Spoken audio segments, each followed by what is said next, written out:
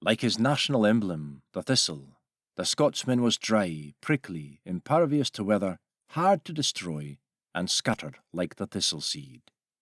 Songe de Gramont. Introduction. Scotland is a small country on the western fringe of Europe. She has a 70-mile land frontier with England, while the rest of her thrusts into the sea, as if attempting to escape the confines of her own geography. 2/3 of her land is rock, bog, or rough grazing. The remainder grows some of the finest crops on earth. At one time, with 1/8 the population of her southern neighbour, she had twice as many universities and one of the most literate populations in the world. Yet her people were frequently regarded as barbarous. She had a fearsome military reputation, yet as an independent nation had no standing army and no history of national aggression.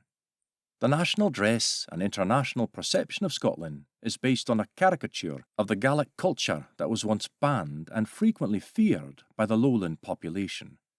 Scotland, then, is a land of contrasts.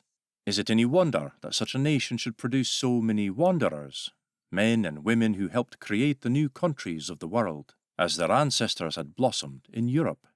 And is it any wonder that these same people should compose some of the most heart-wrenching laments for the land they left behind, even as they encouraged others to board the immigrant ships?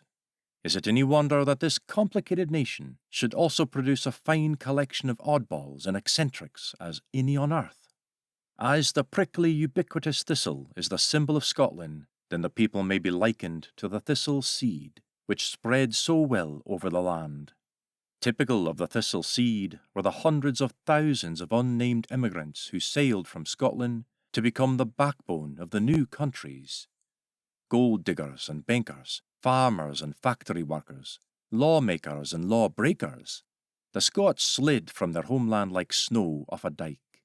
While most settled into ordinary, respectable jobs, others rose high in their chosen profession, helped guide their adopted country to its destiny, or slotted into a netherworld of non-conformity. There is no part of the world where Scots have not made some impact. Scots have wandered in the most inaccessible parts of Asia, struck out for North and South Pole, crossed Australia and Canada, and loomed large in the field of African exploration. For much of the 19th century, Western Canada was a Scottish enclave. South Australia was seen as the most Scottish part of Australia. Scots settled Otago in New Zealand, and numerous remote islands were strongly Scottish. There were innumerable Scottish colonial governors and governor-generals, while Scottish engineers built bridges, harbours and roads that connected the world. It was a Scotsman that helped draft the United States Declaration of Independence, and Scots who helped tame the West when they were not making it even wilder. Tens of thousands of Scots took to the sea, with thousands becoming shipmasters, and many founding shipping lines whose vessels crossed the globe. Fighting Scots admirals founded navies in South America, reformed the Russian fleet, and gave the United States a fine nautical tradition. Highly educated, the Scots exported their thirst for knowledge, taught in Europe, and founded innumerable universities, while Scottish missionaries spread the word across half the world. Militarily, the Scots had a reputation for courage and loyalty that was rarely matched and never exceeded. As well as fighting for Scotland and Britain, Scottish soldiers participated in some of Europe's bloodiest wars, often on both sides, and helped forge the independence of the United States and many South American nations.